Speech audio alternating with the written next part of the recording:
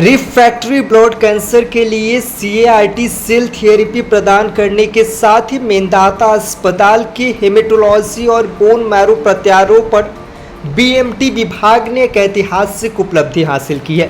इस उपलब्धि के साथ ही मेदांता अस्पताल पूर्वी और मध्य उत्तर प्रदेश में रिफ्रैक्टरी ब्लड कैंसर के लिए CAR-T सेल थेरेपी प्रक्रिया में सफलता हासिल करने वाला पहला अस्पताल बन गया है।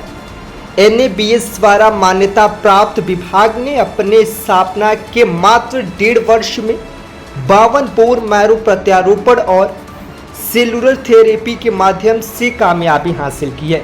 यह उपलब्धि इस क्षेत्र में उन्नत हेमेटोलॉजिकल उपचार के विषय में नेतृत्वकर्ता के रूप में मेदांता की प्रतिष्ठा को और मजबूत करती है।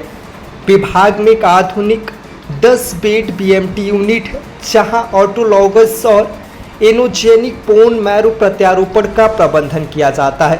हाल ही में विभाग के द्वारा रिफ्रैक्टरी एक्यूट लिम्फोब्लास्टिक ल्यूकेमिया से पीड़ित मरीज के लिए अपनी पहली CAR-T सेल थेरेपी की प्रक्रिया सफलतापूर्वक पूरी की गई। अस्पताल ने 52 सफल बोन मैरो ट्रांसप्लांट किए हैं।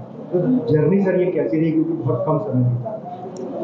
देखिए, हमने ये मेदांता अस्पताल में बोन मैरो ट्रांसप्लांट की जो नींव रखी थी वो सन 2022 में अक्टूबर में रखी गई थी। और शुरू में हमारे पास बहुत ही मिनिमम रिसोर्सेज थे, क्योंकि कुछ लॉजिस्टिक कंस्ट्रेंट्स थे। तो धीरे धीरे करके हमने उन जो कमियां थी उनको पूरा करके हम फरवरी 2023 से इस बोन मैरो ट्रांसप्लांट को यूनिट को पूरी तरह से स्टेब्लिश कर पाए थे। और मात्र 1.5 साल की अवधि में हमने सक्सेसफुल 52 बोन मैरो ट्रांसप्लांट्स किए हैं। उन ट्रांसप्लांट्स में ऑटोलोगस, जो कि किसी डोनर की आवश्यकता नहीं होती है, वो एलोजेनिक ट्रांसप्लांट्स एवं CAR-T सेल थेरेपी, तीनों वर्गों में हमने अच्छे खासे ट्रांसप्लांट किए हैं। सर, चूंकि ये बहुत बड़ी उपलब्धि है, इसके लिए एक बहुत बड़ी टीम की भी आवश्यकता होती है। तो सर, कितने बेड्स हैं यहाँ पर और कितने टीम इस काम में? यहाँ पे हमारे पास 10 बेड की बोन मैरो ट्रांसप्लांट यूनिट है, जो कि अपने आप में उत्तर प्रदेश की, खास करके इस ईस्टर्न एवं सेंट्रल यूपी की one of the largest transplant bone marrow transplant unit है। और मेरे साथ 2 और चिकित्सक कार्यरत हैं, डॉक्टर सुजीत एंड डॉक्टर पुनीता, तथा एक डेडिकेटेड नर्सिंग स्टाफ जो कि ट्रांसप्लांट में ट्रेंड है फॉर सेवरल ईयर्स। वो स्टाफ हमने यहाँ पे हायर किया है और उनकी कांस्टेंट ट्रेनिंग चलती है। हमारे पास जो यूनिट है, ट्रांसप्लांट यूनिट, वो बहुत ही HIPAA फिल्टर्ड और हाई, जिससे कि इन्फेक्शन ना हो पाए, इस टाइप की यूनिट है, जिसमें कि कॉन्स्टेंटली HIPAA फिल्टर लगे हुए हैं और एक पार्टिकल का तिनका भी यूनिट के अंदर नहीं जा पाता।